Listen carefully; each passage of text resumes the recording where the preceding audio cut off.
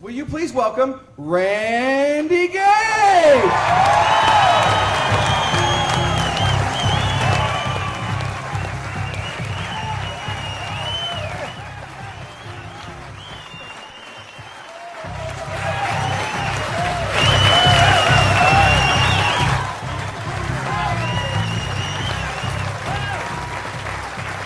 Thank you.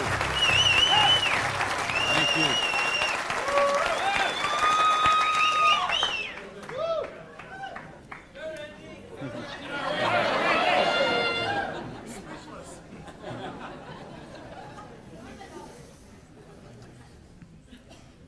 So what do you do when your dream dies?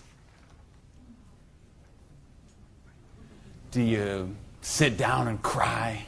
Do you give it up and let it die? Or do you give it one more try? Let me tell you the way it worked for me. I came to work one morning about 11 o'clock. There were two people sitting in a car waiting for me, and I got there. And see what had happened. Let me tell you the preview to this. I had a restaurant, bought it with a partner of mine. We kind of bootstrapped the thing. Didn't really have enough money to start it like we should have. And we tried to grow it as best we could, but we didn't pay the taxes, and we struggled by and borrowed from this account to that account and this account to that account. And eventually I bought him out, and I sent a letter to the IRS, who's the tax agency there in the States, and said, I'm the new owner here. We've had some problem with taxes. I want to make this right. Let's work out a payment plan. And I never heard anything for 3 months. So I sent a check in there. Here's a deposit, $1,000, good faith. Didn't hear anything for 3 months, so I sent another check, another letter. Never heard a thing for a couple of months until that morning. They're waiting on the car. You Mr. Gage? Yes. I'm Agent so-and-so. This is Agent so-and-so. We're here from the Internal Revenue Service. We have your letters here. We have your files here. And we know you have $15,000 in back taxes. So we need that money. There's a 100% penalty because they were not filed. So that's $30,000. And then there's the late fees and the interest payment and the this and the that. And we need $37,000 today, or we're going to seize your restaurant. So I was like, I must have left my checkbook at home, right? And so I called my lawyer, I called my accountant. They all said the same thing. There's nothing you can do, Randy. You got to work something out with these people. And I remember hiring a consultant who used to be an IRS agent, and she negotiated with him. She called me one day and she said, Randy, we're at the end of the road. The way they keep compliance is they have to set some examples sometimes, and you had a busy delivery business and they saw those cars going all the time with the signs on them, and they need to make examples, and they just want to make you an example. And so they auctioned off the place on the courthouse steps, $500,000 a year operation. They auctioned it off for $11,000. And I couldn't beg, borrow, or steal $11,000 to get it out of hock, so that was the end of my dream. And I remember driving along in the car that day, not even my car because I didn't have a car anymore. I remember driving along in my friend's car and crying in the car, thinking, I have to call my mother and tell her this. I have to tell my friends this. I mean, I was so ashamed. I was so humiliated. I didn't know what I could do. How was I going to tell people that I had lost my business? And between the $37,000 I owed those guys and then the money I owed for the vendors, whatever money I had left that day, I took and paid off the employees and said, this is the last check you're going to get, so do what you can with it. And that left me $55,000 US, $55,000 in debt. No house, no car, no credit cards, no job. And what do you do in a situation like that? Well, when you have your dream. And see, that was the biggest dream I had at that point in my life. Because as you heard from Ford, I'm a high school dropout. I started off as a dishwasher in a pancake house. And then I worked my way up to cook, and then I became a waiter, and then I was a manager trainee. And I thought, boy, if I could just be a restaurant manager, that would be, I could wear a tie, I'd go around with the coffee pot. How's your dinner this evening? Everything okay? You know, I thought, oh, this would be it. Until I got that job. And then I realized I worked 60, 70, sometimes 80 hours a week for a fixed salary. And, you know, and then I became like the problem store manager, and they sent me around to different cities whenever they had a store losing money. They would send me there, and it was my job there to go and be the turnaround guy. So I'd go in and work on the payroll, work on the food costs, the controllable expenses, make the thing profitable, and they'd send me somewhere else. I lived in 18 cities in 5 years. So think what kind of home life you have, what kind of friends. You don't have any friends. You don't, you know, because people stop calling you. Because every time they call you, you're always working. And you never go to the movies, and you never go to dinner, and you never go anywhere, so they just stop calling you. And your work becomes your life. And I know we've got people in this room tonight and people watching on this film today who are going through the same thing. We get out of balance. We get so busy chasing our income, we forget about living life. We forget about living our dreams. So anyway, that was my dream, I thought, to run a restaurant until I got it. And then I said, well, this is crazy. I'm minimum wage here. When I divide all these hours I'm working with what I'm doing, I know what I got to do. I need to own my own restaurant. That would be the dream. And that's the great American dream, of course, and back in the States, is you get your own business and you start it up. And so that's what I did. And I saved my money, and I worked hard, and I played by the rules, and I did all the stuff you're supposed to do, and I got that restaurant. Until that day when it all ended like that. And all of a sudden, where do you go when you don't have that dream anymore? And, you know, in my case, I had to back up, and I'll talk about that in a sec, but I don't want to talk about me tonight. I want to talk about you tonight. I want to talk about your dream. And I mean the big dreams, the bold, daring, imaginative ones you had. The ones you had when you were 15 years old, and 18 years old, 20 years old. Because you know what I see people give up on their dreams. And it seems the older we get, the more we give up on our dreams. And you know, talk to any kid who's 15 years old, and they know they're going to have a great car when they grow up, and a great house, and a great job, and a wonderful spouse, and they're going to be rich, and they're going to be successful, and they're going to be an astronaut, or a football star, or a rock star, or whatever, right? There's no limits to what they can dream. And what happens along the way? They get out, they go to school, they get out as 22, 23 years old, all of a sudden they take a job they don't really want. It's not their dream job, but they figure it'll do for right now. And then maybe they find out about another job, and that's not their dream job, but it's a little more money than the last one. And they meet someone along the way, and all of a sudden there's two, and then there's a little baby on the way, and there's another baby, and then there's diapers and formula and braces and all of those kind of things. And all of a sudden they take another job that's 500 miles away, but again, it pays a few $1,000s more a year, so they take that job. And all of a sudden you're 35 years old, you're 45 years old, you're 55 years old, and you forgot about your dreams. That's what tonight is about. I know you heard it's a business opportunity. Nah, it's a dream opportunity. How to get your dreams back. I noticed this because I like sports cars. Some of you all know me. You know, I got a car thing going on. And it's funny, I'll be sitting at the light in one of my Vipers, let's say, and some car will pull up next, and there'll be a guy driving there, and he's got his 2-3 kids in there in the back, and they'll roll down the window, "Hey, Mr. Viper, man, cool car, man, and, you know, rev the engine up. I can't wait. When I grow up, I'm going to get a Viper." And kids say that to me all the time. "I grow up, I'm going to get a Viper." Now, Dad doesn't say that. He's just sitting there behind the wheel, because see, Dad's already grown up. And he figured out he ain't getting the Viper. He's got the minivan. Right? What happened along the way? You know, because, and it's funny, every year they publish the list of the most popular cars. And I see it every year, and it comes out. And I read the list, and it's funny. Now, when I talk to kids, and I talk to a lot of kids, they always like cars. And I'm going to get a Corvette, I'm going to get a Lamborghini, I'm going to get a Ferrari. And then when they publish this list of the best-selling cars, it's Toyota Camrys and Holdens and Mercurys and Ford Escorts and Geo Metros, the broke mobiles, right? These are all cars they make for broke people. You see that? Like the Holdens you got here. And the Toyotas we got there, and the Chevys we got there, and the Buicks we got there. They make those things for broke people.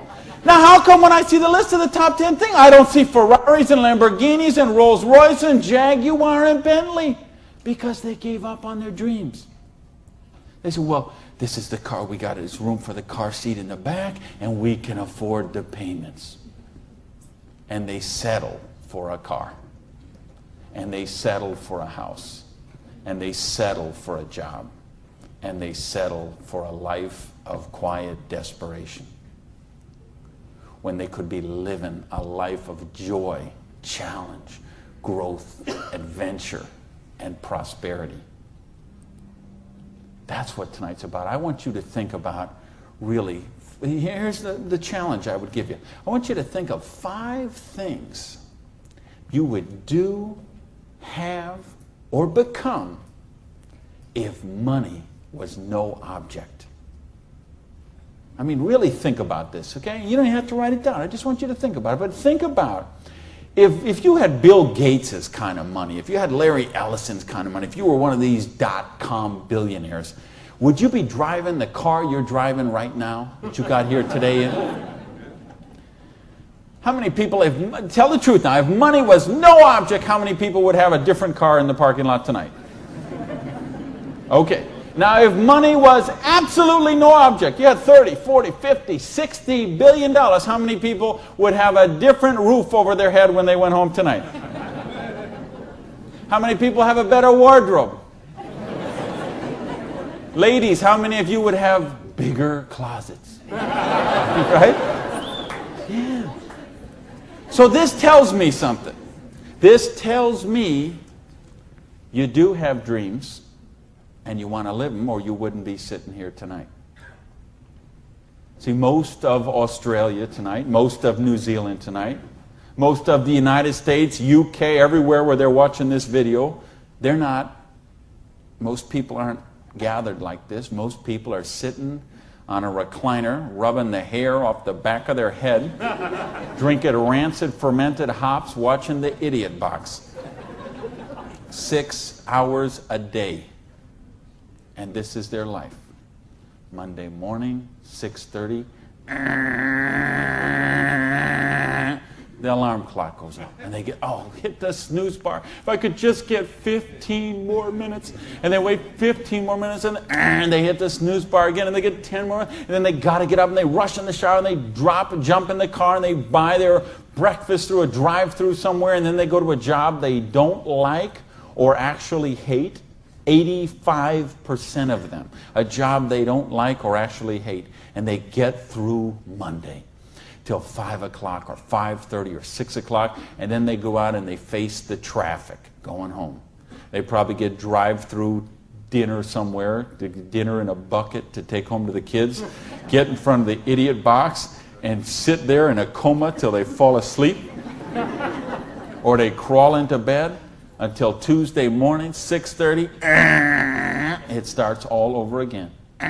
Wednesday, hump day. Thursday, we're almost there. Thank goodness it's Friday. Because you know what Friday means, right? Because Friday means somewhere near the end of the day, the boss is going to say, hey, here, boy. You're going to get out that little paycheck. And they're going to get that paycheck, and for one brief moment in time, it's going to feel like it's theirs. But we know it isn't theirs, is it? because they got all those little window envelopes from the credit card company just waiting for them. And that money is spent long before it ever got there. But for this one brief moment in time, it feels like theirs. So I don't know what they do here in Sydney, but I know what they do in the States. They go out to Pizza Hut. All right? So it's off to Pizza Hut for a deep dish, meat lovers, extra cheese, extra meat, but, you know, Diet Pepsi because I'm trying to hold my weight, you know. And off to the Pizza Hut, and then it's off to the neighborhood video store where they rent 3, 4, 5, 6, 8, even 10 videos to get them through the weekend. And they will spend their entire weekend sitting on that same recliner, rubbing that same hair off the back of that same head, drinking the same rancid fermented hops in a coma all weekend long, video after video after video, so they don't have to think about their life of quiet desperation until Monday morning, 6:30, when it starts all over again. This is life for a lot of people. This is life for millions of people. They're missing out on the real life. They're missing out on the real joy. And I don't want that for you. I didn't come 12,000 miles here to tell you what you want to hear. I came to tell you what I think you need to hear. We got a business here that offers you a chance with unlimited income potential. It's a business to help you be successful while you're helping other people reach success. You choose the hours you work. You pick the people you get to work with. I mean, do you know what a joy that is? Just to be able to pick the people instead of those slobs you're working with. Right? I mean, the tax advantages are extraordinary. The travel opportunity, if you're like me and you love to travel the world, the travel opportunities in this business are simply amazing. Okay? So what's it take to do the business? Well, it doesn't take a lot of money. This is a very low startup cost business. It doesn't take a lot of time. This is a business you can start in 7 to 10 hours a week. And what I'm going to share with you tonight is a 2 to 4 year plan. So you say, is this a get-rich-quick scheme? Yes, as a matter of fact, it is. Okay? Because anything that can get you rich in 2 to 4 years is a get-rich-quick scheme as far as I'm concerned. Because what are most people doing? They're doing the 45-year plan, which is they get a job around 20 years old. They work for 45 years at that dead-end job they don't like or actually hate and retire around 65 years old and try to live their golden years on half of what they couldn't get by on when they worked. Do you get that? You know, your retirement's about half of what, you know, and I've been in all the country I've been in, I can't tell you how many different countries, and I've been in socialistic countries and free enterprise countries and everything in between, and I can tell you the retirement security, it's the same in all those places. Your golden years, if you're counting on the government to take care of you, if you're counting on pensions to take care of you, you're looking at living your golden years on 50% of what you can't get by on right now. So if your idea of your golden years is walking your poodle around the block, good luck to you. But if you think you're going to travel the world and go see your grandkids and live a wonderful life of leisure, you better take a very good look at what we've got to show you tonight. Because you've got to control your own destiny. You've got to control your own income. You've got to control your own retirement security. And that's one of the biggest benefits of this business. So it's a 2 to 4 year plan, takes 7 to 10 hours a week. It doesn't take a lot of money. So what does it take? It takes the dream. Because if you don't have the dream, you'll never find the 7 to 10 hours a week. I can guarantee you that. You're busy. We're all busy. You're working, you're picking up the dry cleaning, you're making dinner, you're taking the kids to football practice, you're paying the bills, you got to sleep, you got to eat, all this. You're using 24 hours of every day already. So what's got to give? You've got to find a dream, something that will take you to the frame of mind where you will change the way you live, you will change the daily actions you take, and you will change your mindset for a 2 to 4 year period. So that alarm clock will go off at 6:30 in the morning. You'll get up, you'll have your breakfast, you go to work, you'll work 8 or 9 hours at your job, you'll get out of the job, you'll run somewhere, grab a bite to eat, and go somewhere and work for another 3 hours in the evening. When you could be home watching TV, when you could be with your kids, when you could be with your family, when you could be watching a football game or something else. But you will make a sacrifice. You will say, I will find the 7 to 10 hours a week for 2 to 4 years to build my freedom, to build my security, to build my independence. And don't tell me, ladies, well, I can't do that because of my kids. Let me tell you what I say to that. Don't use your kids as an excuse not to do the business. Use your kids as the reason to do the business. So you can raise your own kids instead of paying someone else to raise them for you. You know how many people drop their kids off at a daycare center at 7:30 in the morning and pick them up at 5 o'clock at night? Those poor kids couldn't pick their mother out of a police lineup.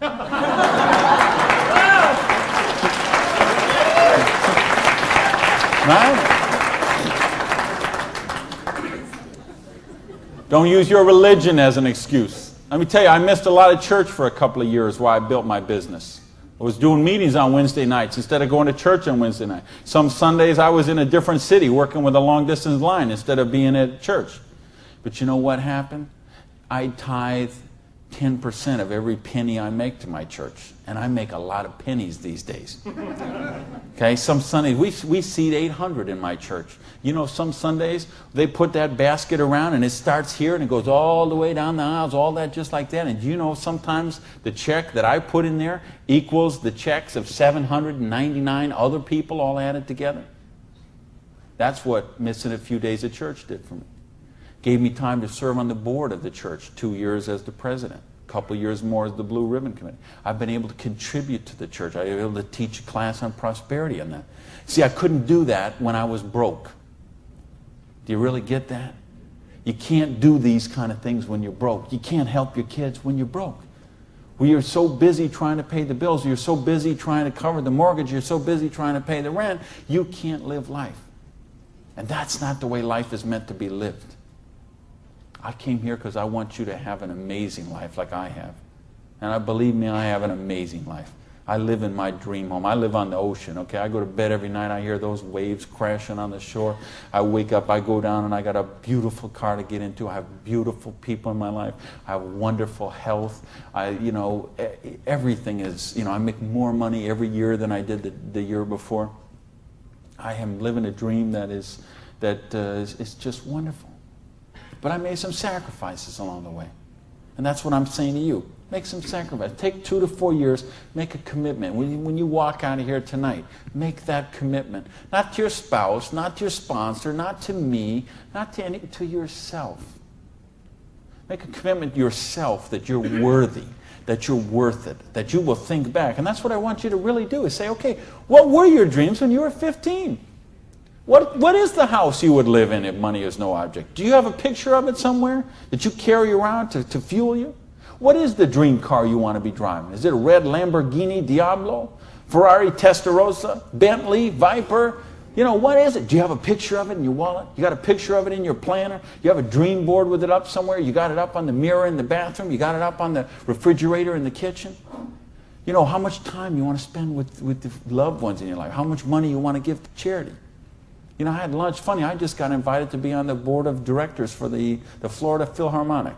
I'm so honored they asked that, and I'm proud to be a supporter of them. I'm so proud to be a supporter of the opera and the Young Artist Program and all kind of charities.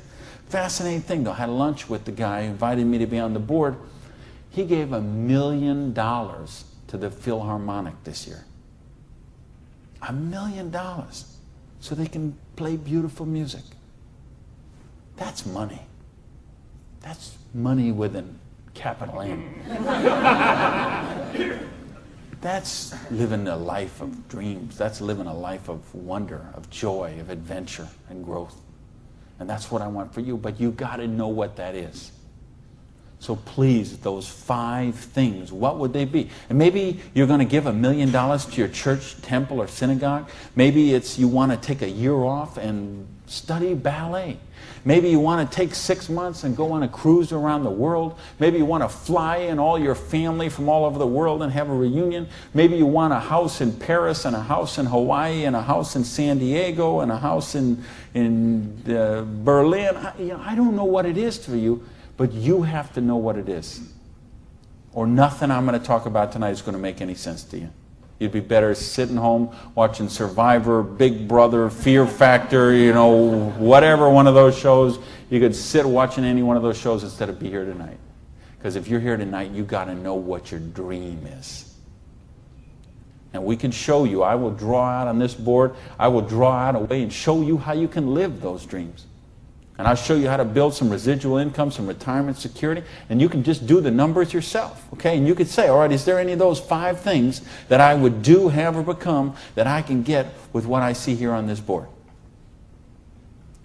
The difference is, and here's the secret, okay? You wonder, okay, I know there's nothing for free. There's always a cost. Here's the thing. Here's the secret of everything I'm going to talk about tonight has to do with leverage. It's getting you out of the trap. And there's a big trap, okay? And this is the trap. It's people trading time for money.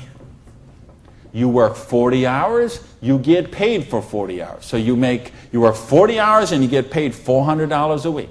If you're sick half a day and you only work 35 hours, you get paid $350. If you need some extra money because there's something that you want to do, you put in some overtime, so you work 45 hours, so maybe you get $450. Well, you know what? That is trading time for money.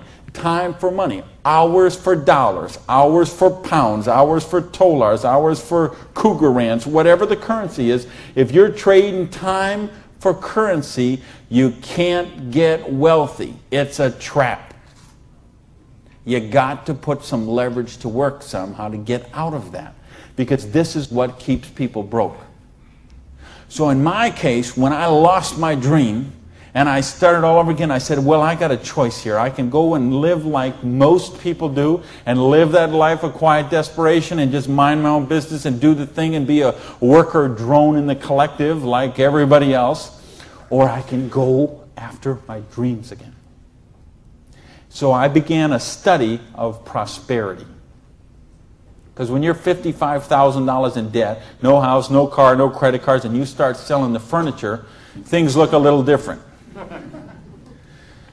Anybody here ever sell your furniture for your business? Interesting scenario. Here's what I found. The end tables, not a problem. Coffee table, no big deal. Kitchen table, hey, you can always eat in the sofa. Lamps, no big deal. You got the light in the kitchen on the ceiling. But the sofa and the bed and the TV. How did I know you'd know that? The bed, the sofa, and the TV, they gotta be the last to go. Because see, I don't know if you got it here, but what we have in the States, we have infomercials on all night long. So once midnight hits, these infomercials start, and they're all about how to make money. So what do you do when you're $55,000 in debt and you're sleeping, with no furniture and whatever? You sit up all night and you watch infomercials.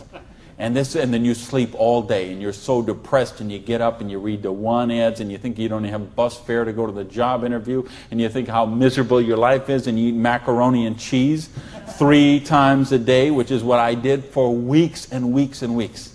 So I'd get up, sleep, mope around, eat my macaroni and cheese, and then midnight would start the infomercials. And I remember we had a Vietnamese guy named Tom Vu.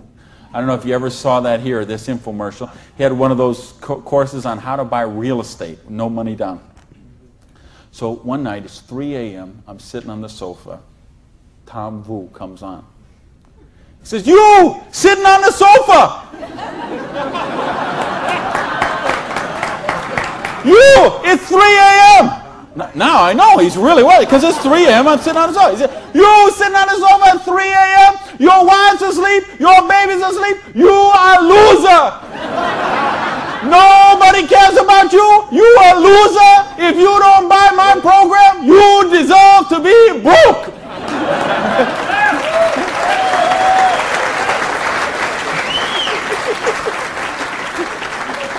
Oh, if only I could afford this, bro. But of course I didn't have the $199 or whatever it was. So, and eventually, of course, the sofa had to go, the bed had to go, and then the TV had to go. And then something else had to go. And that was my mindset. My victim, loser, woe is me, oh, the circumstances are against me. That mindset had to go. And I had to say, okay, I am sick and tired of being sick and tired. I am sick of being broke. I am sick of being sick. I am sick of being stupid. I'm sick, you know, the truth is I wasn't even broke, okay? Because I would have needed $55,000 to qualify for broke. Okay? I would have been happy to be broke at that point in my life, okay? At that point, I would have been happy to have an alarm clock going off at 6:30 waking me up. Now, is that the dumbest invention you ever heard, though, an alarm clock? You're supposed to wake up when you finish sleeping. But, right, what do? We stuck in the thing. So now at this point, I wouldn't have been happy with an alarm clock. Okay, but I started a study of prosperity. And here's what I found. 2 secrets of prosperity. If you want to be wealthy, secret number 1, you have to be your own boss. You ain't going to get rich working for other people. You know, if you've got to get a job as president of Disney Studios or, you know, IBM calls you up and wants you to be the vice president of operations, maybe you're going to make a lot of money. All I know is those people weren't calling me, okay? And they may not be calling you, okay? So if those people ain't calling you, you want to get wealthy, you got to be your own boss. Because let me tell you a secret. I don't care how nice your boss is. I don't care how much your boss loves you and wants to help you. The truth is they have to buy you at wholesale and sell you at retail. Otherwise, they don't make money and they don't stay in business. So the only way they make money off you is to buy you at wholesale and sell you at retail. So if you want to make money, you got to be able to get up in the morning, look in the mirror, and know that you're talking to the boss. And issue number 2, and this is the most important thing, which we mentioned, you've got to employ the concept of leverage. And this is something, J. Paul Getty, who was one of the wealthiest people the world ever known, he understood this. And he was quoted oftentimes, this is probably his most famous quote, when he said, I would rather have 1% of the efforts of 100 people than 100% of my own efforts. Because he understood the concept of leverage. And he became one of the wealthiest people the world has ever known. So tonight, I'm going to share with you how you can employ this same concept of leverage that the wealthiest people in the world do, and it'll allow you to get your share of that kind of wealth. And I'm happy to say, I'm one of the wealthiest people in the world. You know that? Now, you know what? I don't have Bill Gates' money. I don't have Larry Ellison's money. I couldn't spend $90 million on a boat down in the Kiwi race there next week. But you know what? I'm one. If there's 6 billion people, whatever there is on this planet, I'm wealthier than 5,990,000, you know, whatever, 99.8% of them. And I'm a dishwasher from a pancake house. But I understood leverage. Now, how do you put this leverage? It's a business called network marketing, sometimes called multi-level marketing. Sometimes we call it MLM for short. What is it? It's a business that allows you to leverage the efforts of other people who have a dream and are willing to trade that 7 to 10 hours a week to get a dream. So you're going to introduce them to the business. You're going to teach them a duplicatable system that they could follow and duplicate the same results with people that they're going to introduce to the business and create this system that everybody can follow, and everybody will get a nice chunk of the organization that is built. And because you direct your own organization, because you are your own boss, you get some residual income out of the efforts of the people that you introduce to the business. That's the leverage.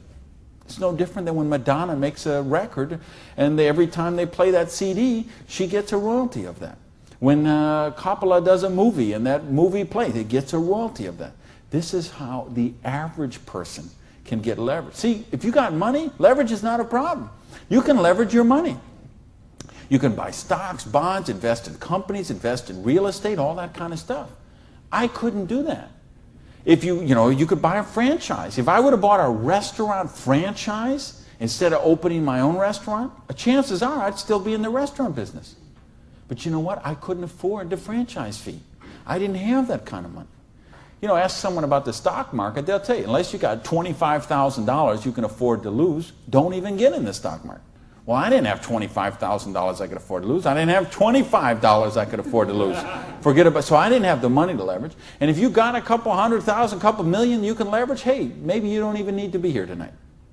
But I'm speaking to the rest of you who don't have that kind of money. And the rest of you who used to have that kind of money till the stock market tanked, and now your retirement fund is 40% of what it was 2 years ago. Okay, let's talk about how you build your security. Well, so what is network marketing? It's just a new paradigm in distribution. Been around for over 50 years now. And it is, why I say it's a new paradigm in distribution is because it's changing the way we get products and services to the consumer.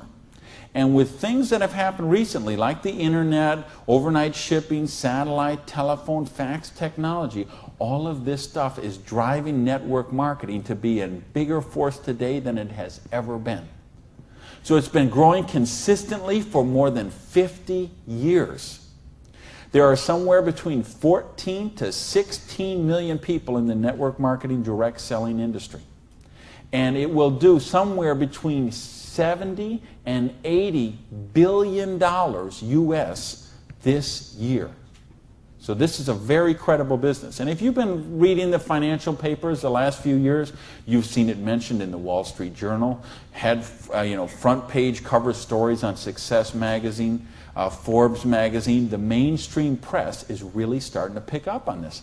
Now, why is that happening? Is because it's the future. It's what has to be, because what has happened in the past doesn't work anymore. In other words, here's how it used to work in distribution. We'd have a manufacturer. They would make a product. They would sell it to a wholesaler who would buy it, resell it to a rack jobber who would buy it, resell it to a retail chain. They would buy it, send it to a warehouse somewhere, sits in a dusty warehouse for 6 weeks, and then it gets transferred by truck, maybe it goes to the store, and then you come in the store and you buy this product. Well, they had to make money, they did. You have all these parasites who were taking money out of your product. I say, why am I calling all those people parasites? Well, it's not that they're not nice people, it's just that made sense 100 years ago. It doesn't make sense today. Because today, we can have a network marketing company manufacture a product and send it direct to a distributor who in many cases is the end consumer, and in other cases is just conversationally marketing the products with their friends, neighbors, and relatives, and we eliminate all these other people in the middle. So look at the difference. This made sense 100 years ago. Something came by boat over here. Maybe it went from California, it went on a ship, came to the East Coast here, and then it was transported across to Australia, over to the outback. It was the same thing with us. We used to get stuff from England, and it would land in Boston or New York, and then it would go by stagecoach across the country, and then it went by train, and then it went by truck, and this is the only way it worked. This is all we knew. Then we got fax machines, we got the internet, we got Federal Express, UPS, overnight delivery, we got 800 telephone numbers, we got fax machines. All of a sudden, this doesn't work anymore. It's a broken model.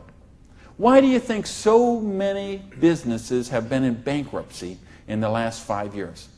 And I mean big name, 100, 200-year-old companies, retailing giants like Macy and Stalwarts that we would think have been around forever. They went into bankruptcy court. Why? Because they have a broken distribution model. This is the model of today. This is the model of the future. And with what we're doing now with internet and 800 numbers and ordering, this is going to get just bigger and bigger and bigger. So what this does is this allows you an opportunity to participate on a new paradigm in distribution. I want you to think when fortunes were made. They're made in revolutions. The agricultural revolution made a bunch of rich landowners. The industrial revolution made a bunch of rich factory owners and business owners. If you think of Carnegie, the steel, the Amoco people, the Standard Oil people, the Henry Ford and the Chryslers, and think of all the old money today. It all came from the families we know today. It came from the Industrial Revolution. So now we have the distribution revolution. So what this means is that 50 years, 75 years from now, there's going to be a meeting at a hotel somewhere in Sydney, Australia, and they're going to say, think about the old money today, the Gage money, the Hawkins money, your money, and say that was made in the distribution revolution. Because they saw the power of the internet, overnight shipping, fax machines, 800 number, and how to put all this together into the new paradigm of distribution. This is what we're in right now. And I believe the next 2 years is going to be the biggest years of growth in the history of the industry. And you could be a part of it. Well, your income 40 years from now is going to be present on what you do for the next 2 years. Now notice, we have all this money that got wasted before. Where did it go? Well, there's two places it goes. Number one, it goes to product research and development. And I'm going to talk about that in just a little bit. And the other place it goes is right here to you, the distributor. The people who actually get involved with the business. All this money that you use, because see, sometimes you could go to the store, you could buy a box of cereal for $3.50. The actual cereal, the cost of that cereal might be 40 cents, 35 cents. What is all the rest of that money? It's all this wasted layers of distribution. So see, that isn't necessary anymore. So that money gets freed up, and because you are a pioneer of the industry, because you are somebody with a vision and a dream, and you're willing to trade the 7 to 10 hours a week to get the dream, you are going to cash in about that. I want to sketch out how the business really works, so you get an idea how the money takes place and how you can participate in that. I guess, is this? I think this is, I found the secret. You do it a little different here down under. All right, let's talk about how you make money in the business. You, not me, not them, you. How do you make money? Well, you got a dream. You're willing to trade 7 to 10 hours a week for 2 to 4 years to get your dream. So you sponsor in the business. Okay, you make that commitment. Your sponsor says, all right, I'm going to work with you, train with you.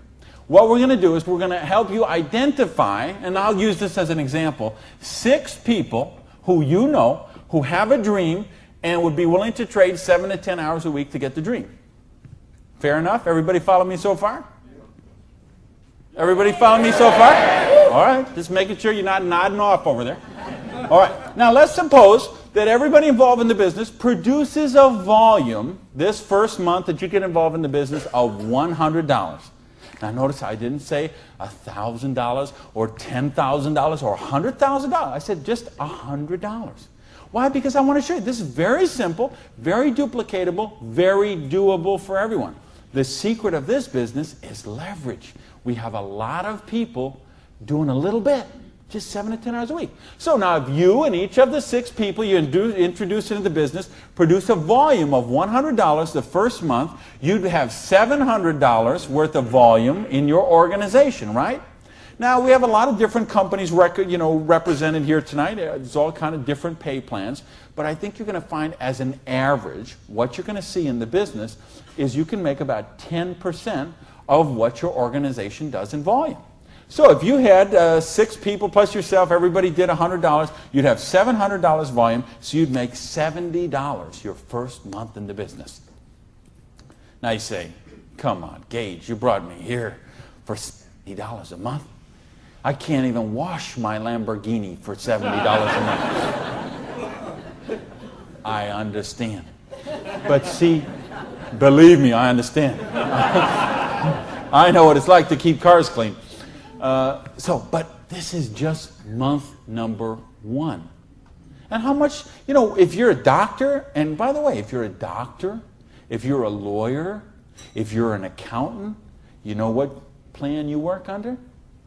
Trading time for money. Just like the bus boy at the Denny's restaurant, the doctor, the lawyer, the accountant, trading hours for dollars, same thing. So how much did you make when you learned to be an accountant? You probably went to school for 10 years. Well, you learned to be a nurse, when you learned to be a doctor, when you learned to be a lawyer. Think how many. You didn't make anything. So don't be crying about your lousy $70 here, okay? Because you're learning the business. Because look what happens next. Now, the second month, we're going to say, we're going to help you help your people. We're going to teach you that duplicatable system to teach your people. And we're going to have them, now we're going to say they're not quite as bright as you are, okay? They didn't quite get this as good as you did. So they each got 5 people that they're introducing to the business, all right? Now, of course, it will not work out exactly this way, because I know some of you accountants there are sitting there thinking, okay, this guy might only get 4. Don't worry about that. I'm just making an example. So you got the 6, and this 6 each got the 5. Well, that would put 30 new people in your organization. Plus, you still have the 6, plus you got you. So now, the second month, you'd have 37 people, each doing $100. How much would that be? $3,700, right? So 10% of that would be how much? $370.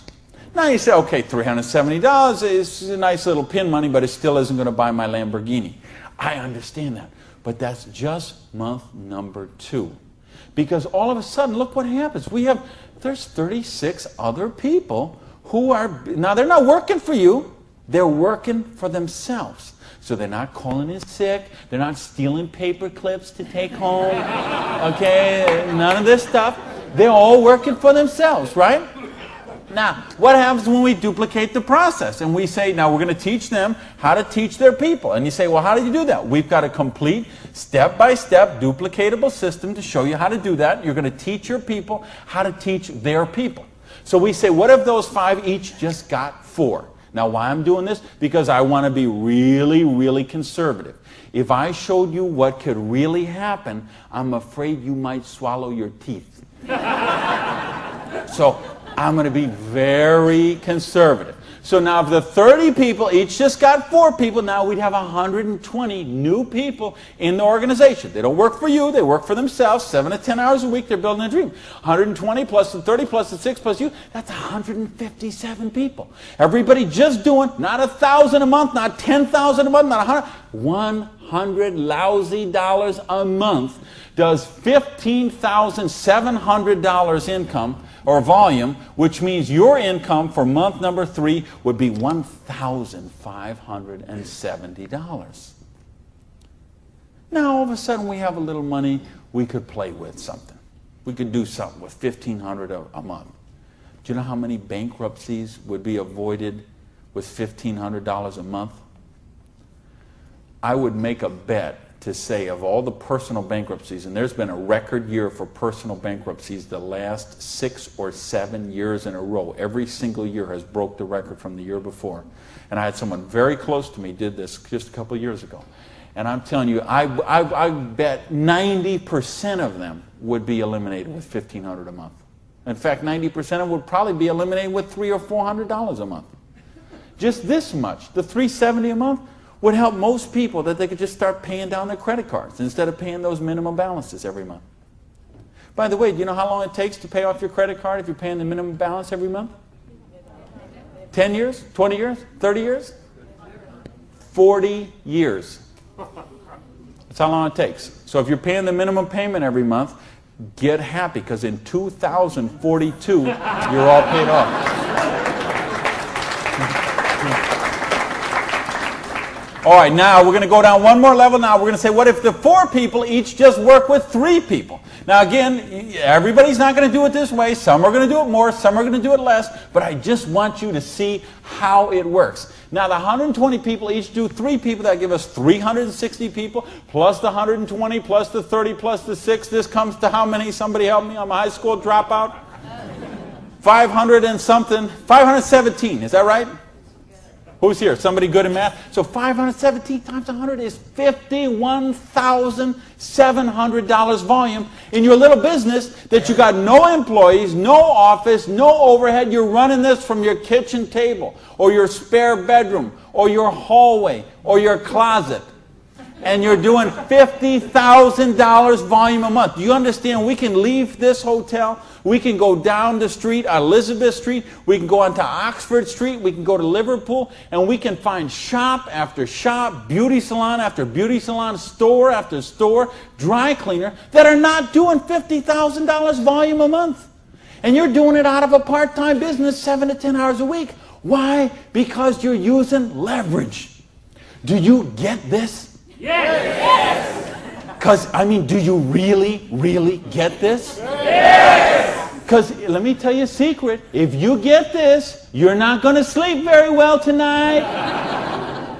Believe me, I have spent many a night just laying on the pillow, looking at the ceiling and seeing 6 get the 5, get the 4, get the 3. Okay? If you understand this, now we're talking $5,170 a month. Now, you know what? I did that in 4 months. It said 1, 2, 3. What if you didn't do that in 4 months? What if it took you 6 months? What if it took you 10 months? What if it took you 2 years? I told you it's a 2 to 4 year plan. Okay? And I know what some of you are thinking. All right, but what about if this guy here drops out? We got it handled. Okay? We have a thing called dynamic compression, and so we know when someone drops out, we eliminate that volume, we move up the next qualified person, and the whole organization moves up. So we got that covered too. Okay? So, but what if you didn't do this in 6 months? What if you didn't do it in 10 months? What if it took you 2 years? Would it be worth trading 7 to 10 hours a week for 2 years to have an extra $5,170 a month? Yes or no?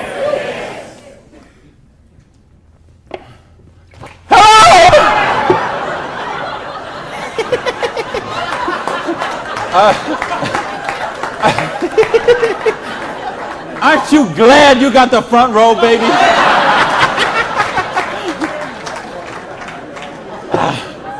Now, let me get some more water here.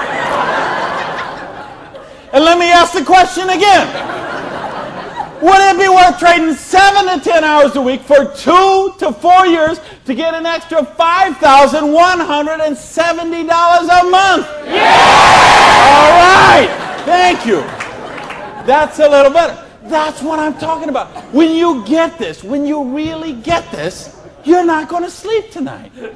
Because you see how a dishwasher from a pancake house could become a multimillionaire. You see how a farmer's wife from Utah could make $80,000 US a month.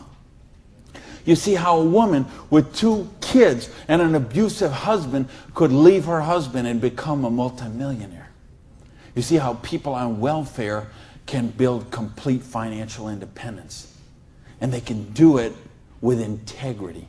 They can do it with honor. They can do it with helping other people, giving value, contributing. That's what we got to offer here. So see, now you say, okay, all that sounds good, it looks good, but what's the problem? What is the $100? Well, I told you, remember that whole distribution model? We have all of that money that used to get wasted. Now that goes into product research and development. You will see some of the most cutting-edge, state-of-the-art products in network marketing that you won't see anywhere else in the world today.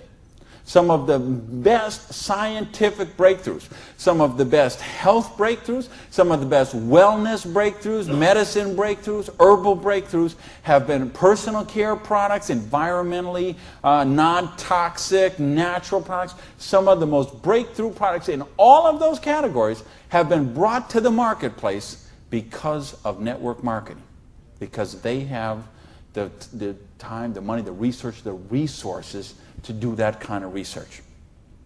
So what I'm going to ask you is, if you're here, you're looking at this for the first time tonight, if you're on the video and you're seeing this for the first time tonight, you have a conversation with the person who invited you here. Have a conversation with the person who asked you to watch the video. And they will give you a catalog. They'll give you some brochures. They might have some tapes, some videos, some other things, and you'll find out about these products.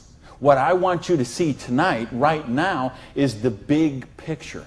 how the distribution model works, because this is how fortunes are made. People who recognize new paradigms become pioneers in those paradigms, and they reach the reward for generations sometimes. So the products are there. Next question is, say, what about the support? I don't know anything about this business. I've never done it before. How can I do the business? Well, that's what the system, we keep talking about a system. In other words, we've got a system where we're going to teach you how to do the business, and we're going to teach you how to do the business while you actually do the business. That's why we've got this presentation up on the internet. That's why we have this meeting in this hotel here tonight.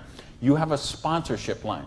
So you see, a lot of people say, well, I don't want to be this guy here. I want to be this guy right at the top, because look at all these people he's got under him. Well, you know what? This guy or this gal down here, this person and this person and this person and this person, and all the way up to the company, all those people work for that person for free. Because every one of those people have a vested interest in their business. So you want to have 150 people between you and the company, because they all work for you. So they will go with you and they will do two-on-ones with you. They will go to your prospects and sit down at a coffee shop and bring a notepad and explain the business to them. They'll conduct meetings like this where you can bring your people and let them see what the business is about. They'll bring in speakers from all over the country and sometimes all over the world. So your prospects can see and meet and learn from some of the most successful people in the business. There's conference calls, there's monthly newsletters, there's regional trainings, there's company conventions, there's audios and videos and brochures and booklets and catalogs. There is just hundreds of little tiny things that are all designed for one particular goal in mind: to make you successful. See, you are in business for yourself, but you're not in business by yourself, because you have that whole support network of people to help you build the business. So, and that don't happen when you open up your own, and you know this, most of you in this room, you know, if you've ever been in the restaurant business, like I have, you know what I'm talking about. If you own a beauty salon, you know if you own a little store or a shop, you know you don't own the business owns you. And you know if you work for someone else, you're never going to get wealthy that way. So what we've got tonight is a model that lets you work for yourself, but not by yourself, and it gives you the option to build your future. Now, I want to give you 3 options. If you're thinking about the business, I want to suggest 3 things to you.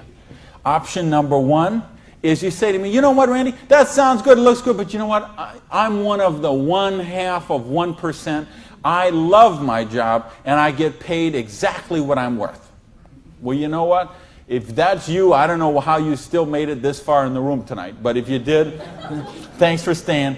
And then we'd love to have you as a customer. Okay? And what I'd ask you to do is to talk to the person who invited you tonight and ask them about the preferred customer program. Because I told you, we've got some of the most cutting-edge, state-of-the-art products that you're going to find anywhere. And the difference is, if someone in this room or someone who asked you to watch this video told you about them, they will become your personal customer service representative. So you're not calling some 800 line that you never met, or sending things off and going into a store and standing around for 20 minutes trying to get someone to wait on you. You're going to have the personal attention of somebody who knows you and cares about you and will look after your needs personally. Now, option number 2 is what we call the small business. You say, you know what, Randy, this sounds good. I like the idea of being my own boss, and I like the idea, or maybe you're looking at a nutrition company and you say, well, I'm a chiropractor, a massage therapist, an iridologist, or physical therapist, and I want to sell this stuff to my clients. Or maybe you're being presented to a personal products company and you own a spa or a gym or salon and you think you could sell them there. Or maybe it's a cleaning product stuff and you've got a cleaning service and you could sell them to your clients. Well, if you're looking to just kind of use the products yourself, buy them at wholesale, and then conversationally market them to your friends, neighbors, and relatives, that's a small business. And if you want to make a couple $100 to a couple $1,000 a month, the small business option would be the one for you. Now, there's one more option, and that's the big business option. Okay? And that's the stuff that we're talking about right now. Meaning, you're not looking just to retail a couple products to a friend. You want to build complete financial independence. You got a dream. You're willing to trade that 7 to 10 hours a week to get the dream, and you're willing to do a 2 to 4 year plan, and you want to work to build that dream. You want to build an organization like this. That's the big business option. If you're looking for financial independence, then that's the option for you. Now let's bring this all together. I told you what happened when when my parade got rained on. My dream looked like it was going to die, and I drove around in that car. I remember crying in that car and thinking, having to call my family and call my friends. And that it just took so much out of me. And I'll tell you what I did. I went in, and here I was. I had owned a restaurant. I'd owned 2 restaurants in my life. I had been a restaurant manager for years. I went and found a restaurant in South Miami, a little diner that was open for breakfast and lunch only, way in the Southwest where I didn't know anyone, and I got a job as a breakfast cook, flipping eggs. For 2 reasons. Number one is they would pay me cash every week. They would cash my paycheck, give me the cash, because I didn't have a bank account, because if I had a bank account, the tax people were going to seize it. So I needed someone who would pay me cash, and I needed to go get a job and just make some money to buy macaroni and cheese. And I had to lick my wounds. I had to take a couple of months and just regroup. I had lost my self-esteem. I had lost my drive. I had lost so much that I just didn't even know where to go. So I needed that time to do that. And so I got up every morning at 5 o'clock in the morning and took a bus down to South Miami to be there by 6 o'clock, 6:15, and flipped eggs every day till 2:30. And I did that all week long. And I did that for months to kind of just get my sanity back, get my esteem back. And then I went back to this business. And see, I didn't have the money to get back in the business because I still owed tens of thousands of dollars.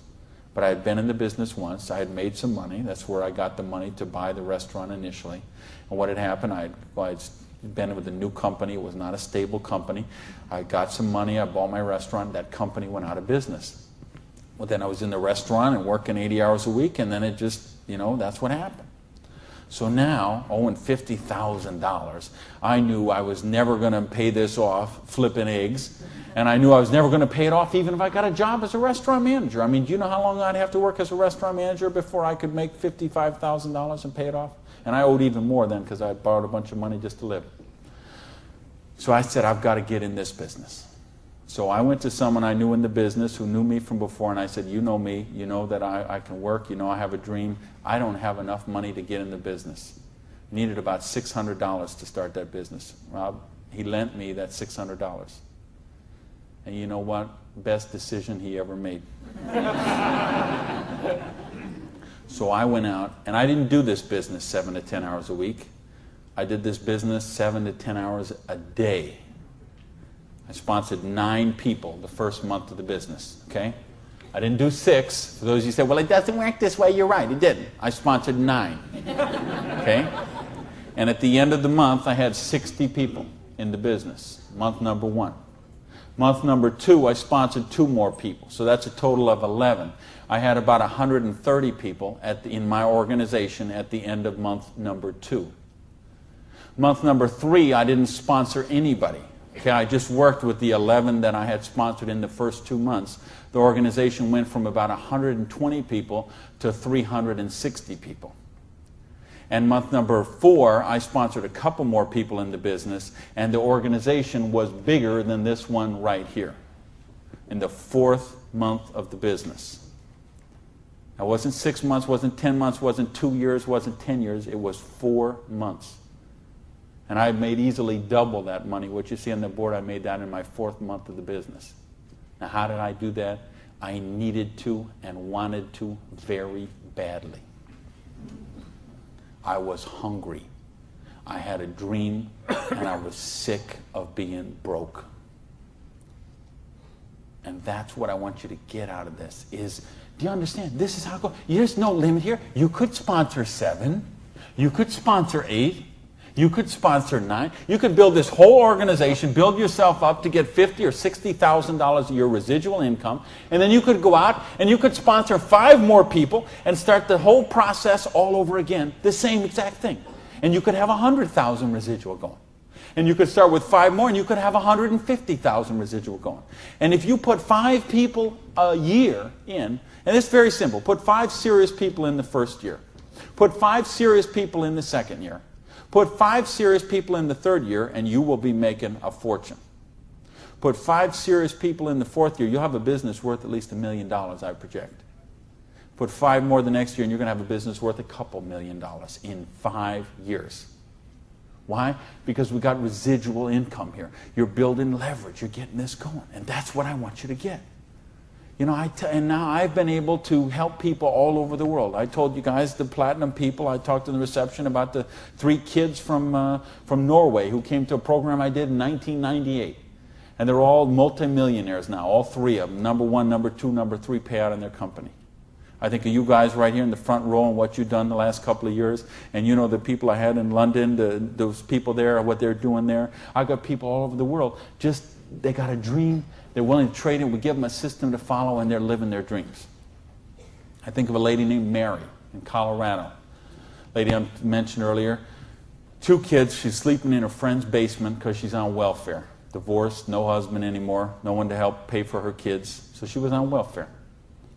And along the way, she got attracted to the business. Along the way, I was able to touch her and touch her life, show her some things, how to follow a duplicatable system. She built an organization making $30,000 US a month. Now, you know, the $30,000 US a month, I'm okay with that because you can get by on that. Okay. I couldn't get by on that, but I know a lot of people could get by on that. But you know what? It's not the $30,000 that gets me so excited about what Mary did. It's what Mary did. It's the example she does for her 2 kids. Okay? It isn't just the money. It's what, I mean, do you know what that means to those kids to see this woman who was on welfare and just desolate and nowhere to turn, and you meet her today and she is so well dressed and positive in her esteem, and she's so confident, and she is modeling this behavior and setting such an example for her kids. This is how you raise good kids. Is you show them how to be successful yourself. You don't tell them grow up and get an education, grow up and be successful, grow up and make money. You model the behavior for them. Jan Rue, who a lot of you know, I've done programs with Jan. Here's a lady, same thing, abusive husband, divorced, 3 kids I think, became the #1 payout in her company. Why? Because she had a dream. And she was willing to trade that 7 to 10 hours a week to get a dream. And we've got the model here where you can do that. There is no limit to what you can do. But I don't want to talk about my story anymore. I don't want to talk about Jan's story. I don't want to talk about Mary's story. I don't want to talk about Orion's story. I want to talk about your story. I don't want to talk about my dreams, Jan's dreams. I want to talk about your dreams. You know, go back to where we said earlier. Did this kind of thing, if you did this in 6 months, a year, 2 years, is there something on your list of 5 things you do have or become you could do with the down payment, with what we're talking about there? And if not, how big is your dream? Are you willing to pay the price? Are you willing to live your dreams? Because if you are, we've got the business that will allow you to do that. So I got a couple questions for you, and then I'm out of here. I'm looking for 1-word answers. Question number 1. Do you believe you're really worthy of success? Yes! Question number 2. Are you really willing to live your dreams? Yes! Yeah, baby! And question number 3, the last question, and I'm looking for a 1-word answer once again, and you better blow the roof off this joint, because that's it, and I'm out of here.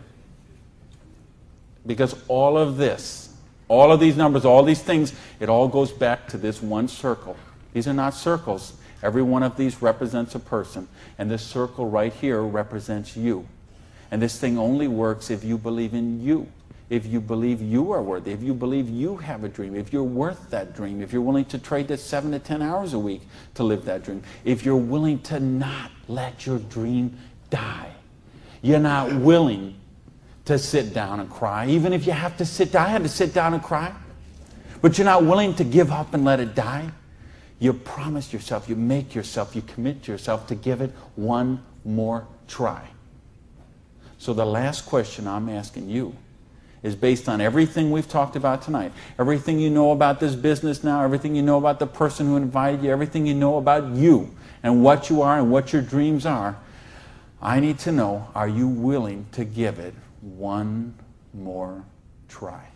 Yes! Thank you. Good night, everybody.